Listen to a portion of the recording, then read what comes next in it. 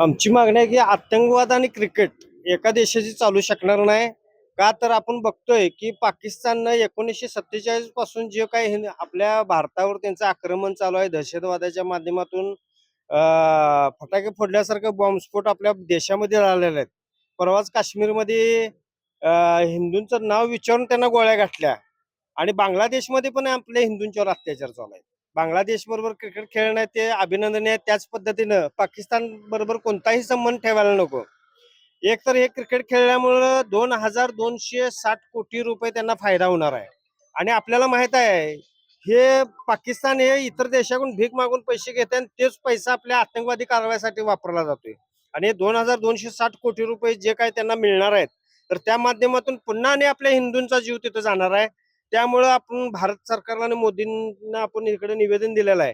हिंदू जनजागृती समिती आणि समस्त हिंदुवादी संघटनाच्या वतीने कोल्हापुरात आव्हान आहे की कोणत्याही प्रकारे ह्यांच्याशी क्रिकेटचा संबंध ठेवू नये आणि ठेवला तर मग ह्याचा उद्रेक सगळीकडे होणार आणि सगळे हिंदुत्वादी सगळे रस्त्यावर होतात. मला व्हॅलेंटाईन संदर्भात बोलायचं आहे की व्हॅलेंटाईन ही संस्कृती आपली नाही आहे हिंदुस्थानाची.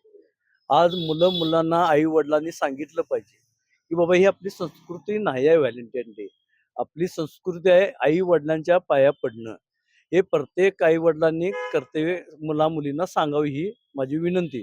आणि ही आपली संस्कृती नाही आणि व्हॅलेंटाईन बंदी ही सरकारनं घालावी अशी हिंदुत्वादी संघटनेच्या वतीने मी सर्वांना विनंती करतो. ज्यात प्राचीन काळापासून धर्मो रक्षिती रक्षिता म्हटले, अर्थात आपल्या धर्माचं रक्षण आपण केलं तर आपल्या धर्माचं रक्षण होईल.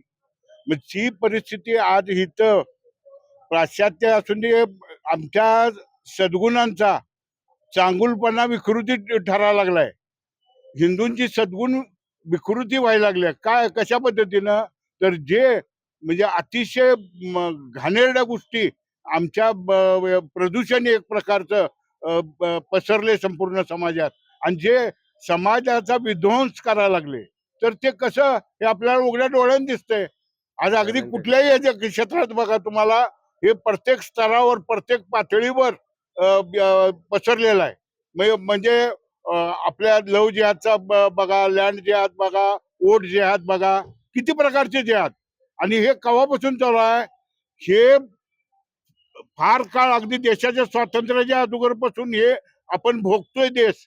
आणि ह्या गोष्टीच्या बाबतीत शत्रुबोध नाही, आपल्याला स्वयंबोध नाही, आपल्या स्वतःची ओळख विसरलोय. जगातल्या सगळ्या देशांना आपला धर्म आहे आणि आम्ही निधर्मी. आमच्या देशाला धर्म नाही, आमचं काही नाव नाही. हिंदू शिक्षण व्यवस्था असून दे, प्रत्येक क्षेत्रातलं हिंदूंच्या विरोध किती. आता वंदे मातरम बघा, पूर्ण वंदे मातरम आता आलं, याचं स्वागत करतोय आम्ही. नरेंद्र मोदींना ह्या संदर्भात अभिनंदन करू, पण त्याचबरोबर पाकिस्तानला शत्रू राष्ट्र म्हणून घोषित करा, कारण ते कधीच सुधारणार नाही, सतत आपल्या देशाच्या विरुद्ध कार्य करत राहील. जय श्रीराम. जय श्रीराम.